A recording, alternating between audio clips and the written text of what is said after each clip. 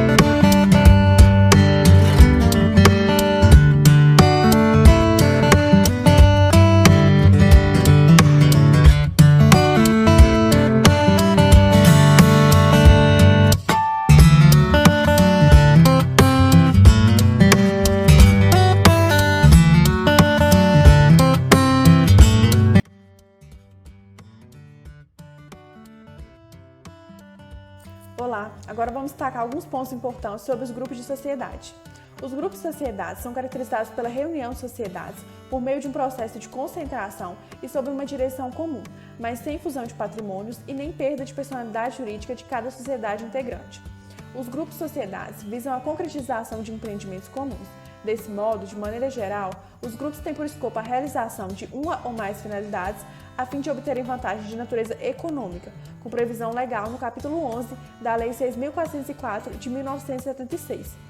Os grupos de sociedades pressupõem que cada sociedade participante mantenha sua completa autonomia jurídica e patrimonial, submetendo-se ao controle ou direção de outra sociedade, com vista a alcançar objetivos econômicos já assinalados. Como vimos anteriormente, os grupos podem ser classificados quanto à relação entre si, que nesse caso será grupo de coordenação ou grupo de subordinação, e quanto à existência ou não de registro, que nesse caso serão divididos respectivamente em grupos de direito e em grupos de fato. Nos grupos de subordinação, pressupõe-se o controle de uma sociedade empresária ou sujeito de direito sobre outra, assegurando assim a sua coesão. A relação tem por fonte a participação de uma sociedade noutra, com uma dimensão que lhe permite influenciar ou determinar a sua orientação. A relação tende a ser de integração. Assim, o contrato de subordinação tem como ponto fundamental a subordinação da gestão da sociedade a outra companhia. Os grupos de coordenação, por sua vez, se formam quando duas sociedades quiserem combinar esforços e recursos para o desenvolvimento de empreendimentos comuns sob o mesmo controle ou não. Sua constituição prescinde de estarem as sociedades consociadas sob o mesmo controle de fato ou de direito. O objetivo de um grupo de coordenação é a harmonização da política empresarial. O grupo de direito é o conjunto de sociedades cujo controle é titularizado por uma brasileira, a comandante, e que, mediante convenção acerca da combinação de esforços ou participação em atividades ou a empreendimentos em comum, formalizam essa relação interempresarial. Nessa convenção são declinados os fins almejados, os recursos que serão combinados, as atividades a serem empreendidas em comum, as relações entre as sociedades, a estrutura administrativa do grupo e as condições de coordenação ou de subordinação dos administradores das filiadas à administração geral. Os grupos devem possuir designação, da qual constará a palavra identificadora da sua existência, grupo ou grupo de sociedade, e devem estar devidamente registrados na junta comercial. Registra-se que o grupo não tem personalidade jurídica própria, sendo apenas uma relação interempresarial formalizada. Por fim, os grupos de fato se estabelecem entre as sociedades coligadas ou entre controlada e controladora, sem registro na junta comercial. Coligadas são aquelas em que uma participa de 10% ou mais do capital social da outra, sem controlá-la. Já a controladora é aquela que detém o poder de controle de outra companhia. Na prática, a sociedade é controladora quando pode estabelecer comandos para as controladas.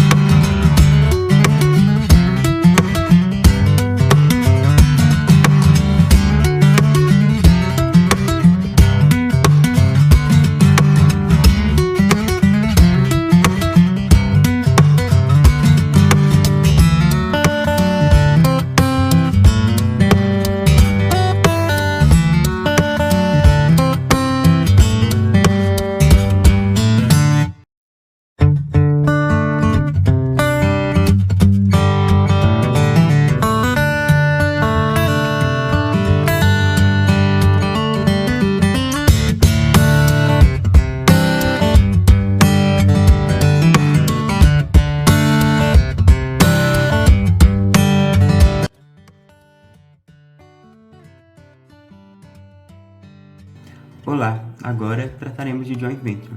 Joint Venture é uma associação econômica entre duas empresas que podem ou não ser do mesmo ramo, durante um período específico e limitado. É um modelo nascido na prática, reconhecido pela jurisprudência, mas não está previsto no Código Civil brasileiro. Entretanto, é vital na globalização dos mercados. Essa parceria pode ocorrer de várias maneiras, executando-se para fins logísticos, industriais, comerciais, dentre outros. Ela atua, em muitos casos, no sentido de ampliar o mercado consumidor, sem demandar um grande investimento em infraestrutura e transporte. Joint Venture também costuma ser chamada de cooperação econômica, e sua diferença em relação a outras associações é que as empresas envolvidas não perdem suas personalidades jurídicas. Se uma empresa faz joint venture com outra, elas não se fundem, ambas continuam existindo independentemente. As vantagens são várias: a diminuição de custos de produção, expansão de marcas em locais afastados sem necessidade da presença física das empresas, aquisição de conhecimento, diminuição da concorrência, melhoria na qualidade dos produtos e serviços, dentre outros. A implementação de um acordo de associação na forma de joint venture, seja contratual ou societário, deve cumprir as seguintes etapas: identificação e pré-avaliação do negócio a ser explorado, a forma ou maneira de explorá-lo, escolha do modelo institucional da associação mais adequada, que pode ser revista posteriormente. Sucedendo as negociações, deve ser realizado um acordo ou protocolo de intenções, que deverá conter definição e comunhão dos objetivos e meios, forma de atuação e estrutura jurídica pretendida, participação e papel de cada coventure, confidencialidade e sigilo da transação e partilhas e riscos. Ainda há o contrato de constituição, que pode ser verbal ou escrito, sem forma definida. O contrato de constituição é a reconfirmação dos direitos, deveres, obrigações e limitações assumidas nesta parceria na fase do acordo. A joint venture, por si só, não é uma forma legal na legislação societária. Portanto, ela deve se constituir por meio de algum modelo legal.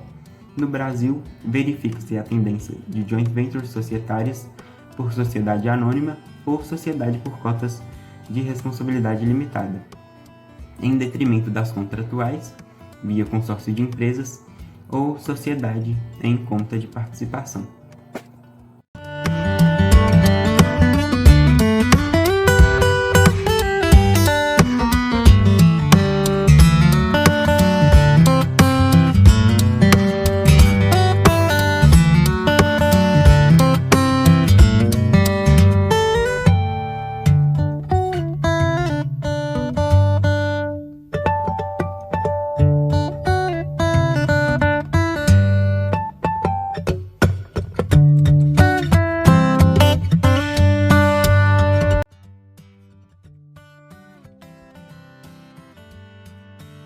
Olá, agora trataremos de consórcio.